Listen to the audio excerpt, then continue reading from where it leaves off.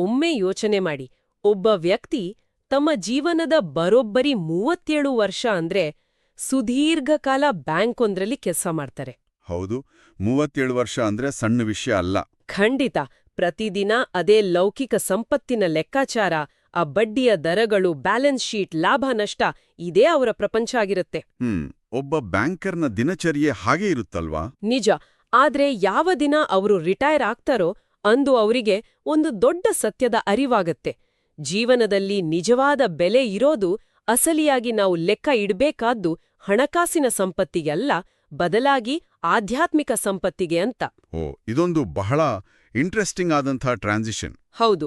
ಲೌಕಿಕ ಲೆಕ್ಕಾಚಾರದಿಂದ ಭಕ್ತಿಯ ಕಡೆಗೆ ಅವರು ಹೊರಳಿದ ಆ ಪಯಣ ಇದೆಯಲ್ಲ, ಅದು ನಿಜಕ್ಕೂ ರೋಚಕ. ನೋಡಿ, ಸಾಮಾನ್ಯವಾಗಿ ನಿವೃತ್ತಿ ಆದ್ಮೇಲೆ ಜನರು ಏನು ಯೋಚಿಸ್ತಾರೆ?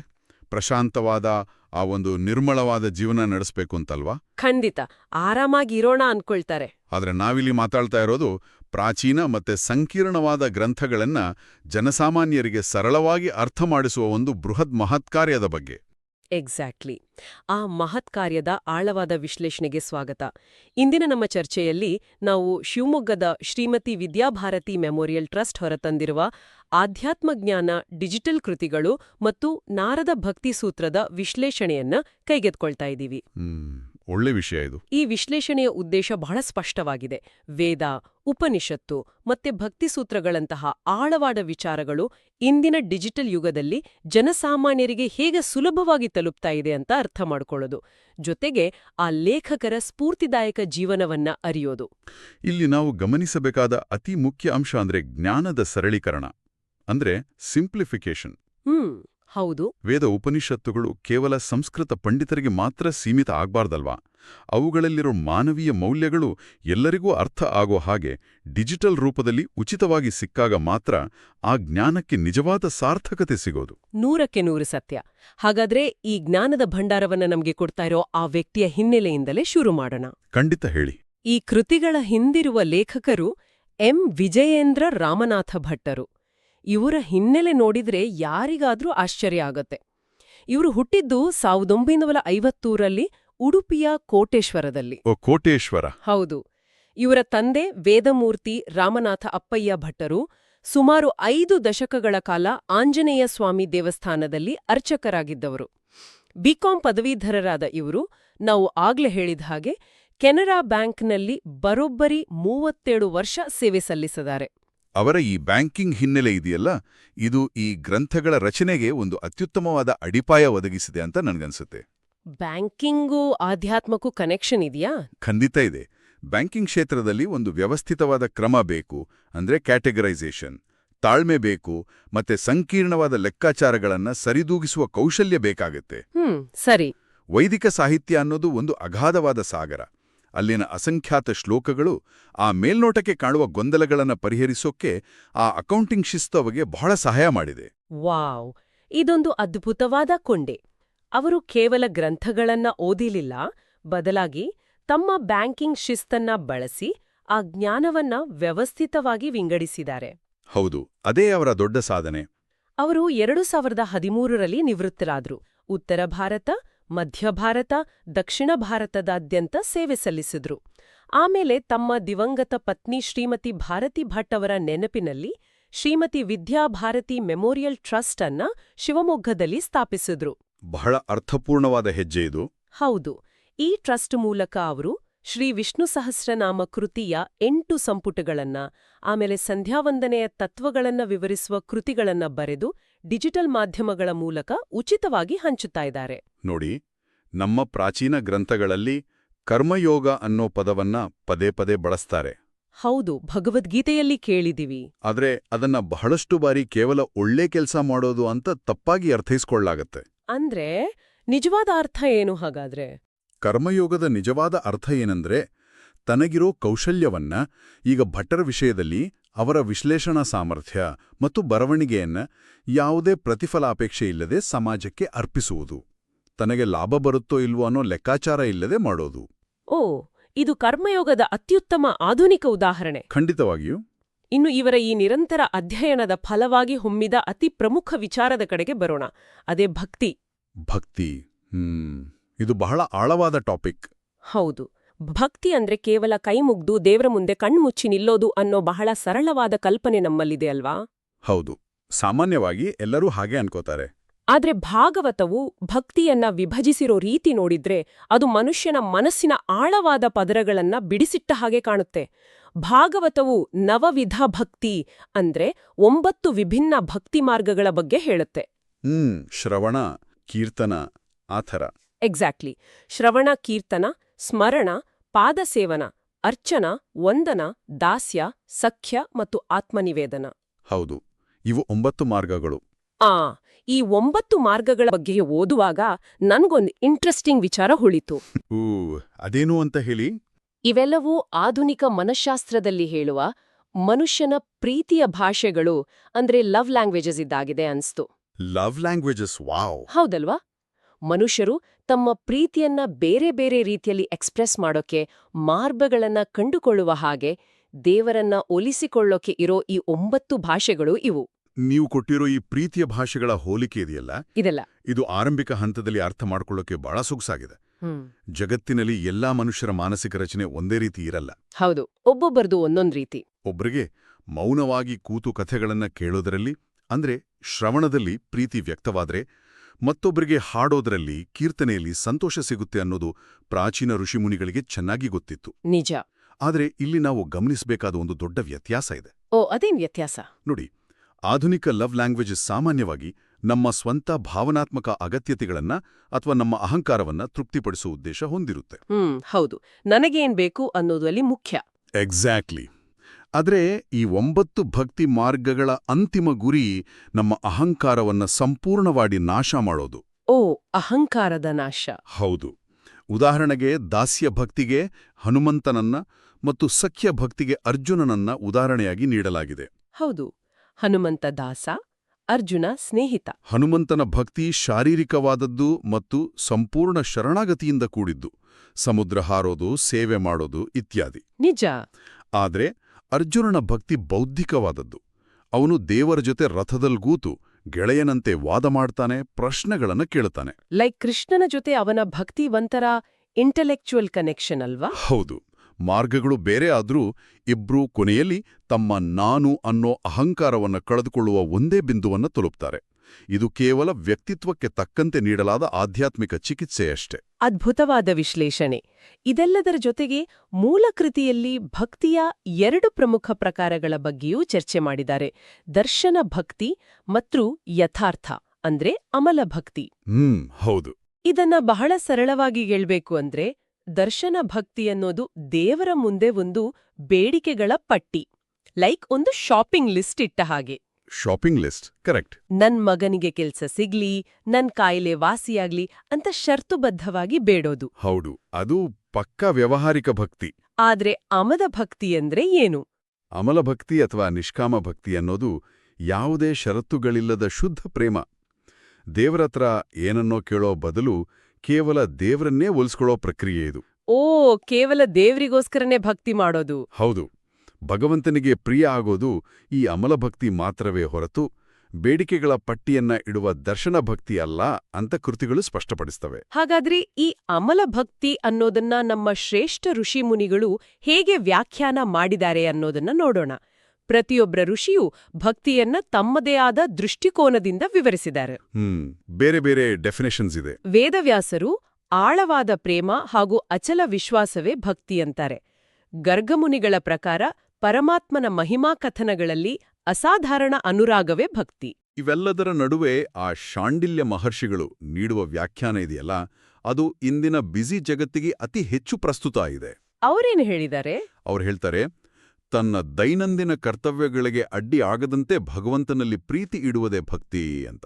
ವಾವ್, ಇದು ಇಂದಿನ ಜನರಿಗೆ ಬಹಳ ರಿಲೇಟಬಲ್ ಆಗಿದೆ. ಹೌದು. ಅಂದ್ರೆ ಭಕ್ತಿಗಾಗಿ ನೀವು ಕಾಡಿಗೆ ಹೋಗ್ಬೇಕಾಗಿಲ್ಲ, ಸಂಸಾರ ತ್ಯಜಿಸ್ಬೇಕಾಗಿಲ್ಲ. 37 ವರ್ಷಗಳ ಕಾಲ ಬ್ಯಾಂಕ್ನಲ್ಲಿ ಕೆಲಸ ಮಾಡ್ತಾಲೂ ಅಂತರಂಗದಲ್ಲಿ ಭಕ್ತಿಯನ್ನ ಕಾಪಾಡಿಕೊಳ್ಬಹುದು ಅನ್ನೋದಕ್ಕೆ ಲೇಖಕ ಭಟ್ರವರೇ ಸಾಕ್ಷಿ ಅಲ್ವಾ? ಖಂಡಿತ, 100% ನಿಜ. ಆದ್ರೆ ಈ ಎಲ್ಲಾ ವ್ಯಾಖ್ಯಾನಗಳ ನಡುವೆ ನಾರದ ಮಹರ್ಷಿಗಳು ನಾರದ ಭಕ್ತಿ ಸೂತ್ರದಲ್ಲಿ ಹೇಳುವ ಮಾತು ನಮ್ಮನ್ನ ಸ್ವಲ್ಪ ಬೆಚ್ಚಿ ಬೀಳಿಸುತ್ತೆ. ನಾರದರ ವ್ಯಾಖ್ಯಾನ ಸ್ವಲ್ಪ ವಿಭಿನ್ನವಾಗಿದೆ. ಅವರು ಹೇಳ್ತಾರೆ, ಪರಮಾತ್ಮನಿಗೆ ಸಕಲ ಕೃತ್ಯಗಳ ಸಂಪೂರ್ಣ ಸಮರ್ಪಣೆಯು ಮತ್ತು ಆತನ ಸ್ಮರಣೆಯಿಲ್ಲದ ಕ್ಷಣದಲ್ಲಿ ಅತ್ಯಂತ ವ್ಯಾಕುಲಗೊಳ್ಳುವುದೇ ನಿಜವಾದ ಭಕ್ತಿಯಂತ. ಹೌದು, ತದ್ವಿಸ್ಮರಣೆ ಪರಮ ವ್ಯಾಕುಲತೇತಿ. ಅದೇ, ಅವರು ಬಳಸುವ ಈ ಸಾಲು ಇದೆಯಲ್ಲ, ದೇವರನ್ನ ಮರೆತಾಗ ಅತ್ಯಂತ ವ್ಯಾಕುಲಗೊಳ್ಳೋದು. ಇದನ್ನ ಇಂದಿನ ಭಾಷೆಯಲ್ಲಿ ಹೇಳ್ಬೇಕು ಅಂದ್ರೆ ಇದೊಂದು ರೀತಿಯ ವಿರಹ ವೇದನೆ ಅಥವಾ ಸೆಪರೇಷನ್ ಆಂಗ್ಸೈಟಿ ಇದ್ದಾಗೆ. ಸೆಪರೇಷನ್ ಆಂಗ್ಸೈಟಿ, ಹೌದು, ಬಹಳ ಆಳವಾದ ನೋವದು. ಇಂತಹ ತೀವ್ರವಾದ ತಳಮಳ ಸಾಮಾನ್ಯವಾಗಿ ನಮಗೆ ಅತ್ಯಂತ ಗಾಢವಾದ ಮಾನವೀಯ ಸಂಬಂಧಗಳಲ್ಲಿ, ಅಂದ್ರೆ ತಾಯಿ ಮತ್ತು ಮಗುವಿನ ನಡುವೆ ಅಥವಾ ವಿರಹಿ ಪ್ರೇಮಿಗಳ ನಡುವೆ ಮಾತ್ರ ಕಂಡುಬರುತ್ತೆ. ಇಂಥ ಒಂದು ಅಪ್ಪಟ ವಲ್ನರಬಲ್ ಆದ ಮಾನವೀಯ ಭಾವನೆಯನ್ನ ಆಧ್ಯಾತ್ಮಿಕ ಮಟ್ಟಕ್ಕೆ ಏರಿಸಿರೋದು ನಿಜಕ್ಕೂ ಅದ್ಭುತ ಅಲ್ವಾ? ಇದೇ ನಾರದ ಭಕ್ತಿಸೂತ್ರದ ಅತಿದೊಡ್ಡ ಶಕ್ತಿ. ಭಕ್ತಿ ಅನ್ನೋದು ಕೇವಲ ಯಾಂತ್ರಿಕವಾಗಿ ಮಂತ್ರ ಹೇಳೋದಲ್ಲ, ಅದು ಜೀವವನ್ನ ತಲ್ಲಣಗೊಳಿಸುವ ಸುಟ್ಟು ಹೋಗುವಂಥ ಒಂದು ತೀವ್ರವಾದ ಇಮೋಷನ್. ತೀವ್ರವಾದ ಇಮೋಷನ್. ಇದೇ ಕಾರಣಕ್ಕೆ ನಾರದರು ಮತ್ತೊಂದು ದಿಟ್ಟವಾದ ಹೇಳಿಕೆಯನ್ನು ನೀಡ್ತಾರೆ. ಕರ್ಮ, ಜ್ಞಾನ ಮತ್ತು ಯೋಗಗಳಿಗಿಂತ ಭಕ್ತಿಯೇ ಶ್ರೇಷ್ಠ ಅಂತಾರೆ ನಾರದರು. ನನಗಿಲ್ಲೊಂದು ಸಣ್ಣ ಸಂದೇಹ ಇದೆ. ಹೇಳಿ. ಜ್ಞಾನ ಮಾರ್ಗದಲ್ಲಿ ದಶಕಗಳ ಕಾಲ ಓದೋದು ಅಥವಾ ಯೋಗ ಮಾರ್ಗದಲ್ಲಿ ಕಠಿಣ ತಪಸ್ಸು ಮಾಡೋದು ಕೂಡ ಅಷ್ಟೇ ಶ್ರಮದಾಯಕ ಅಲ್ವಾ? ಭಕ್ತಿಯನ್ನೇ ಏಕೆ ಶ್ರೇಷ್ಠ ಅಂತ ಕರಿಬೇಕು? ನೋಡಿ, ಅವು ಅತ್ಯಂತ ಕಠಿಣ ಮಾರ್ಗಗಳು ಅನ್ನೋದ್ರಲ್ಲಿ ಯಾವುದೇ ಅನುಮಾನ ಇಲ್ಲ. ಆದರೆ ನಾರದರ ವಾದ ಏನಂದ್ರೆ, ಭಕ್ತಿಯು ಫಲರೂಪವಾದದ್ದು. ಫಲರೂಪ ಅಂದ್ರೆ ಭಕ್ತಿ ಅನ್ನೋದು ಕೇವಲ ಸಾಧನೆಯ ಮಾರ್ಗ ಅಲ್ಲ, ಅದುವೇ ಅಂತಿಮ ಗುರಿ.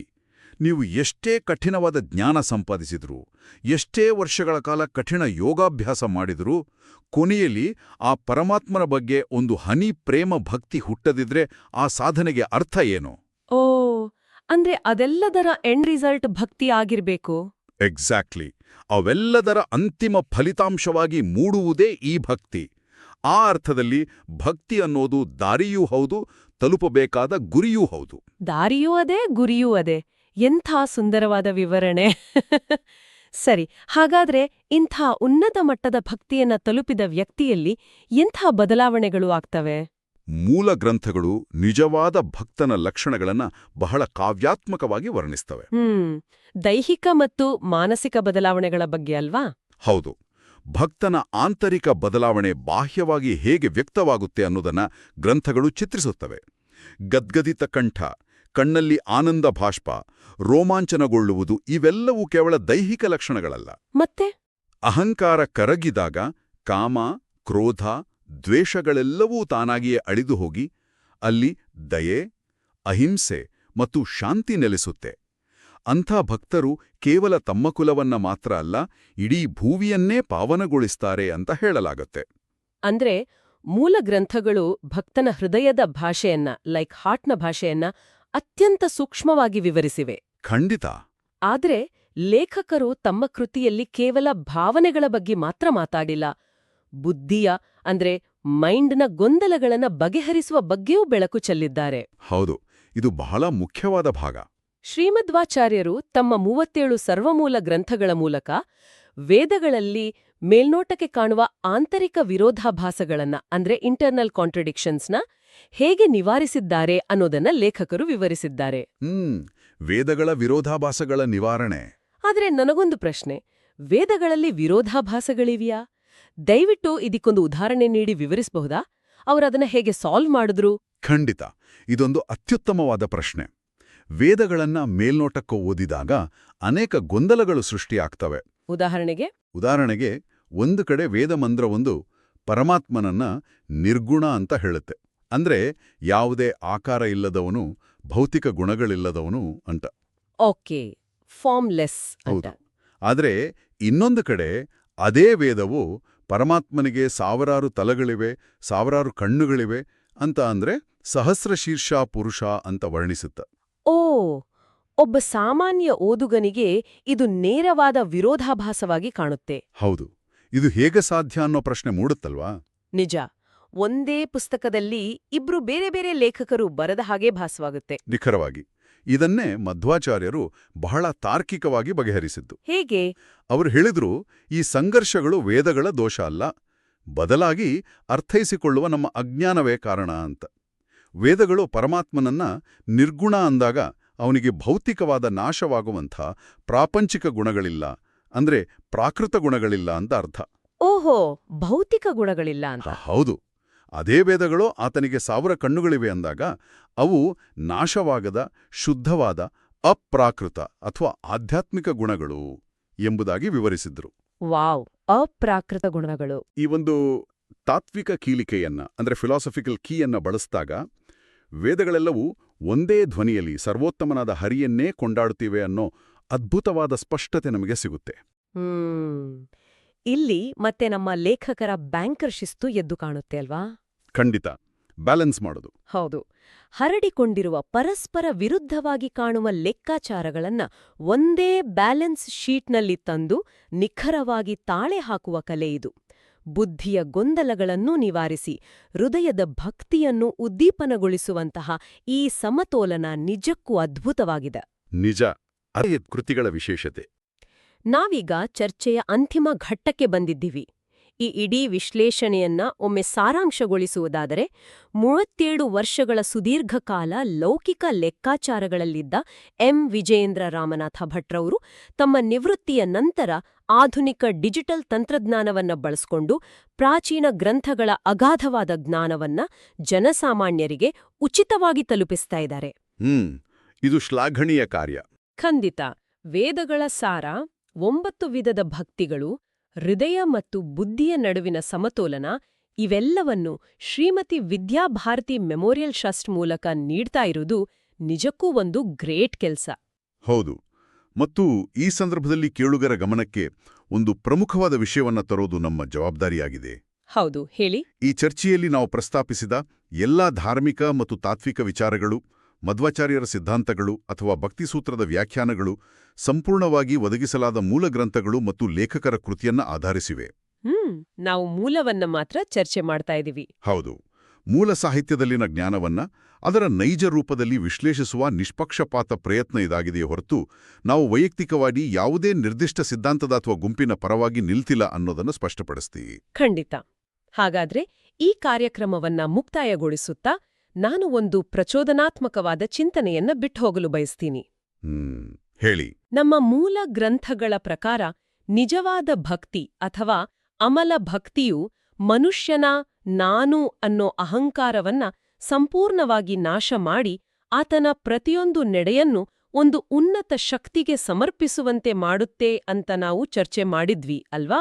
ಹೌದು, ಅಹಂಕಾರದ ನಾಶ. ಒಮ್ಮೆ ಇಂದಿನ ಆಧುನಿಕ ಜಗತ್ತಿನ ಕಡೆಗೆ ಕಣ್ಣು ಹಾಯಿಸಿ ನೋಡಿ. ಇದು ಸೋಷಿಯಲ್ ಮೀಡಿಯಾಗಳ ಯುಗ. ಪ್ರತಿಯೊಂದರಲ್ಲೂ ತಮ್ಮನ್ನ ತಾವು ವೈಭವೀಕರಿಸಿಕೊಳ್ಳುವ ಪ್ರತಿದಿನದ ಸೆಲ್ಫಿಗಳಲ್ಲಿ ಕಳೆದು ಹೋಗಿರುವ ಪರ್ಸನಲ್ ಬ್ರ್ಯಾಂಡಿಂಗ್ ಹುಚ್ಚಿನಲ್ಲಿರುವ ಮತ್ತು ಕೇವಲ ನಾನು ನನ್ನದು ಅನ್ನೋ ಅತೀವವಾದ ಸ್ವಾರ್ಥವೇ ತುಂಬಿರುವ ಸಂಸ್ಕೃತಿ ನಮ್ಮದಾಗಿದೆ. ಕೈಯಾದ ಸತ್ಯ ಇದು. ಇಂಥ ಈಗೋಸೆಂಟ್ರಿಕ್ ಅಥವಾ ಅಹಂಕಾರ ಕೇಂದ್ರಿತ ಜಗತ್ತಿನಲ್ಲಿ ಯಾವುದೇ ಷರತ್ತುಗಳಿಲ್ಲದ ಅಹಂಕಾರರಹಿತವಾದ ಈ ಅಮಲ ಭಕ್ತಿಯನ್ನ, ನಿಷ್ಕಾಮ ಕರ್ಮವನ್ನ ನಮ್ಮ ದೈನಂದಿನ ಜೀವನದಲ್ಲಿ ಅಳವಡಿಸಿಕೊಳ್ಳೋದು ಕೇವಲ ಒಂದು ಆಧ್ಯಾತ್ಮಿಕ ನಡೆಯಾಗಿ ಉಳಿಯೋದಿಲ್ಲ, ಬದಲಾಗಿ ಮಾನಸಿಕ ಶಾಂತಿಯನ್ನ ಕಂಡುಕೊಳ್ಳಲು ಆಧುನಿಕ ಮನುಷ್ಯ ಮಾಡಬಹುದಾದ ಅತ್ಯಂತ ದೊಡ್ಡ ಬಂಡಾಯ ಅಥವಾ ರೆಬೆಲಿಯನ್ ಎನಿಸುವುದಿಲ್ಲವೇ? ಯೋಚಿಸಿ. ಮುಂದಿನ ವಿಶ್ಲೇಷಣೆಯೊಂದಿಗೆ ಮತ್ತೆ ಸಿಗೋಣ.